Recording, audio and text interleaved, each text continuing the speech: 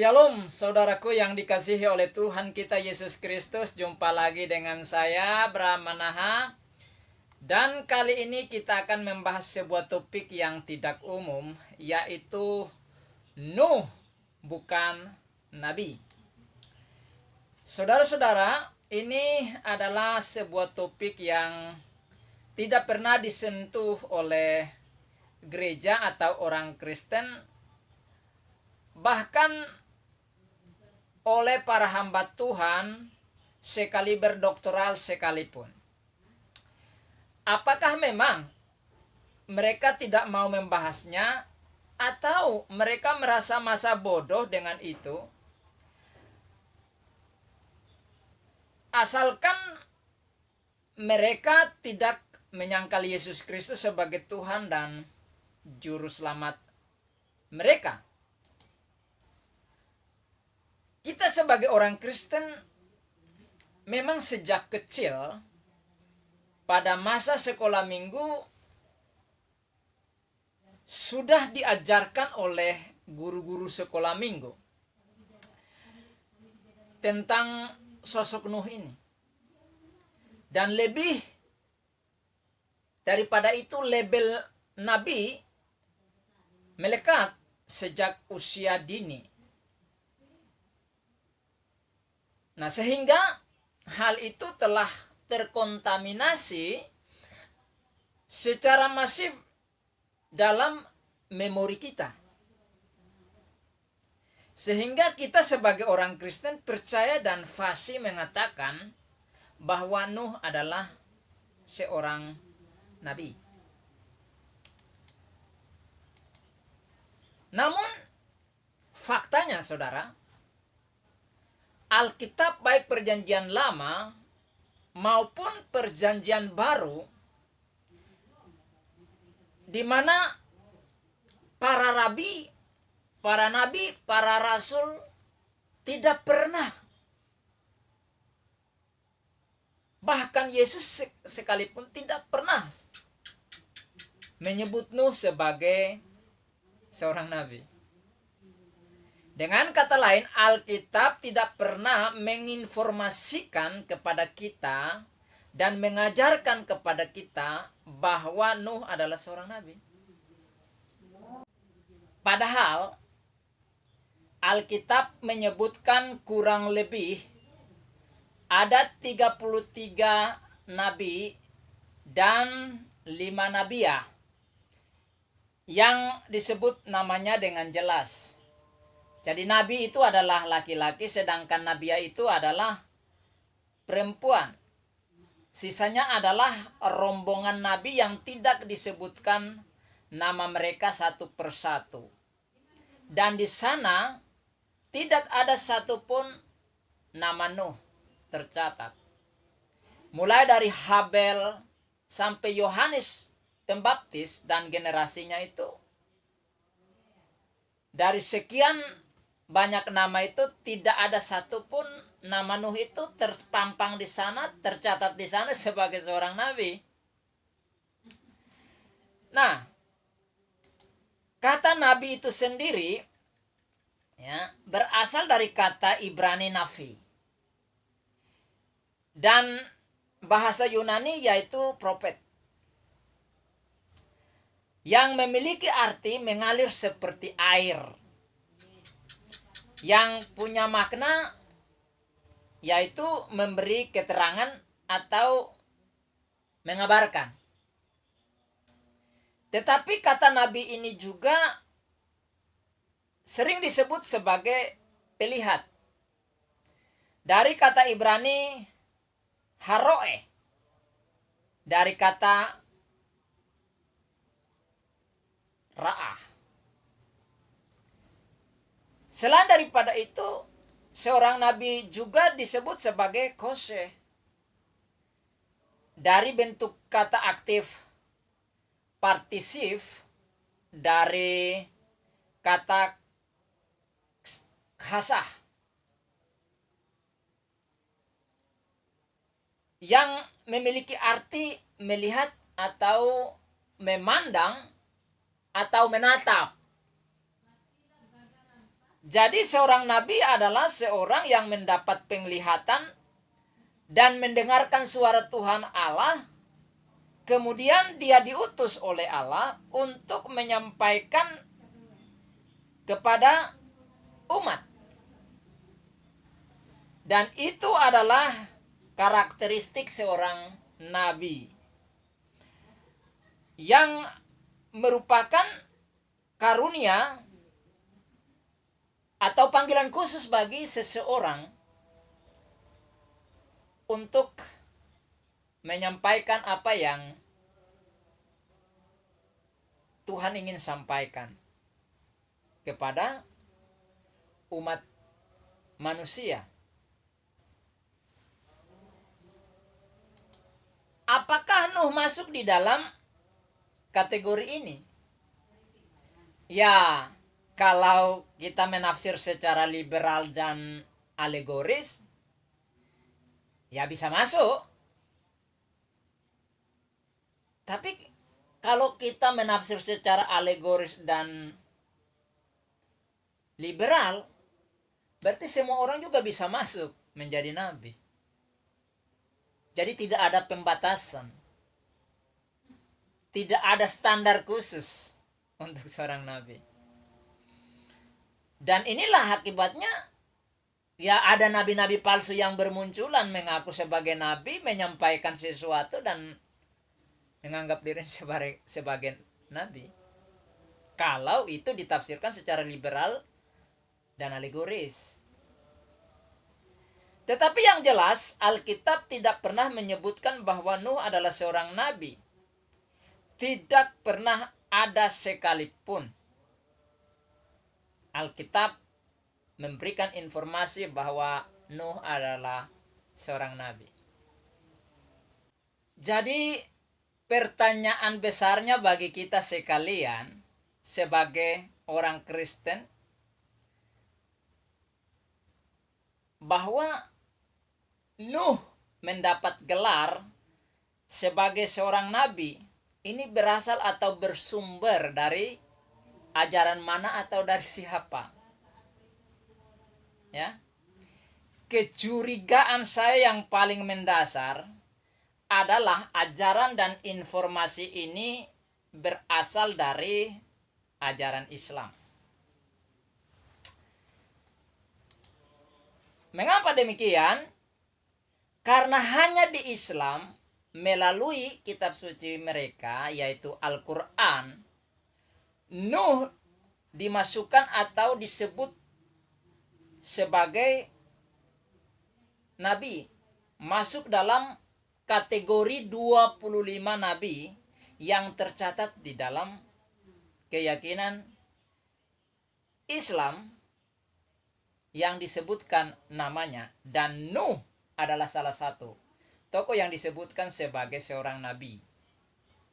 Sehingga orang Kristen khususnya di Indonesia ikut-ikutan mengiyakan dan mengajarkan itu kepada anak-anak atau melalui sekolah minggu turun-temurun hingga hari ini. Inilah dasarnya yang paling kuat yang saya dapatkan. Karena di dalam kekristenan tidak pernah ada, lalu kenapa tiba-tiba muncul di dalam ajaran Kristiani gitu. Itulah sebabnya tidak heran kalau kita dituduh menjiplak gitu. Jadi ketika Anda dituduh menjiplak, jangan marah dong, karena memang faktanya menjiplak gitu. Ya. Nah, ini perlu untuk direnungkan oleh para pengajar Kristiani dan khususnya para gembala-gembala sidang, hamba-hamba Tuhan, untuk mereview kembali ajarannya dan harus dibenahi. Gitu. Jangan terus-teruskan untuk dipublikasikan gitu.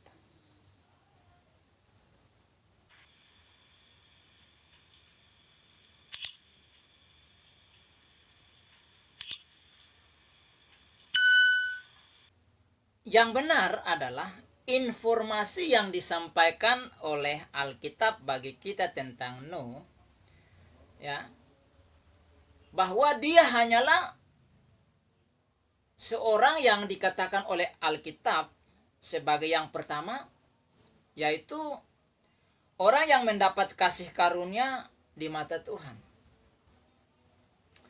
Dan yang kedua adalah seorang yang benar dan tidak bercela di antara orang-orang zamannya. Yang ketiga adalah Nuh hidup bergaul dengan Allah. Dan yang keempat adalah Nuh adalah seorang yang beriman kepada Yahweh Elohim. Itu yang diinformasikan oleh Alkitab kepada kita sekalian. Jadi hari ini kita telah mengetahui bahwa Nuh tidak pernah disebutkan di dalam Alkitab sebagai seorang nabi. Karena itu para pengajar yang adalah pengajar Kristen itu stop untuk mengajarkan sesuatu yang tidak benar kepada orang Kristen yang tidak ada dasar Alkitabiahnya. Karena ini namanya mengajarkan hoaks, berita yang tidak benar, berita yang dikarang-karang sendiri, dan membodohi orang Kristen. Ini pembodohan namanya. Dan menyimpangkan kebenaran Alkitab itu sendiri. Ajarkanlah sesuatu sesuai dengan Alkitab. Jangan mengarang ya cerita sendiri gitu. Anda dapat cerita dari mana? Bahwa Nuh itu adalah seorang nabi. Kiranya hal ini membuka wawasan baru bagi kekristenan, sehingga kita lebih kritis terhadap setiap pengajar. Bukankah Alkitab sendiri mengajarkan kepada kita supaya kita dapat menguji segala sesuatu?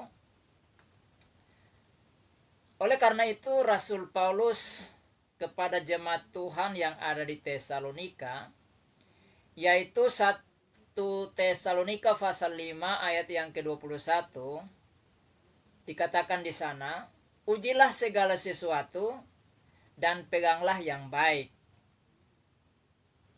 Jadi setiap pengajaran kekristenan itu harus diuji. Ini dasar pengajarannya dari mana? Apakah itu dari Alkitab atau plagiat dari ajaran-ajaran dari luar Alkitab dan dimasukkan sehingga mengkontaminasikan dengan ajaran-ajaran Kristen seolah-olah itu adalah kebenaran Alkitab. Dengan demikian kita menjadi orang Kristen yang cerdas, bukan hanya mengikuti pengajar-pengajar yang salah mengajarkan Alkitab, ya bahkan menyeret-nyeret keyakinan orang lain dan mengkontaminasikan dengan ajaran Kristen gitu. Ini kan sangat berbahaya sekali.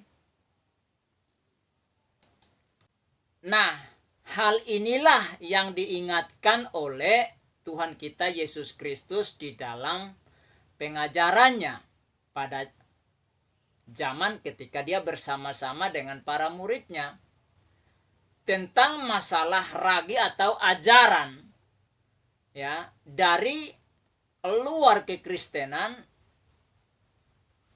Contohnya yang dipakai adalah ragi orang Farisi dan orang Saduki. Di dalam Matius pasalnya yang ke-16, ayat yang ke-6, ayat 11 dan ayat 12, Tuhan Yesus katakan demikian. Yesus berkata kepada mereka, berjaga-jagalah dan waspadalah terhadap ragi orang Farisi dan Saduki. Bagaimana mungkin kamu tidak mengerti bahwa bukan roti yang kumaksud? Aku berkata kepadamu, waspadalah terhadap ragi orang Farisi dan Saduki. Ketika itu barulah mereka mengerti bahwa bukan maksudnya supaya mereka waspada terhadap ragi roti, melainkan terhadap ajaran orang Farisi dan Saduki. Ya, ini kan kalau tidak dikritisi, kalau tidak diuji, ya itu bisa ragi-ragi ini masuk dan merusak ajaran kekristenan. Nah, inilah yang saya sampaikan, dan biarlah membuka paradigma baru bagi kita sekalian sebagai orang Kristen, bahwa Nuh bukanlah seorang nabi menurut Alkitab. Dan ini merupakan gerbang untuk kita kritisi setiap ajaran dalam kekristenan yang dipupuk oleh para pengajar Kristen yang tidak berdasarkan pada Alkitab, melainkan dari luar Alkitab. Ya. Dan bagi saudara yang telah menyaksikan video ini, jangan lupa untuk like, kemudian subscribe, kemudian share kepada teman-teman yang lain, baik itu orang Kristen maupun non-Kristen, agar mereka juga tahu informasi ini. Dan bunyikan lonceng notifikasinya agar tidak ketinggalan video-video saya yang selanjutnya. Sampai jumpa lagi dalam pembahasan lain yang belum pernah disentuh gereja, namun sudah meracuni pikiran mayoritas orang Kristen. Tuhan Yesus memberkati. Haleluya dan shalom.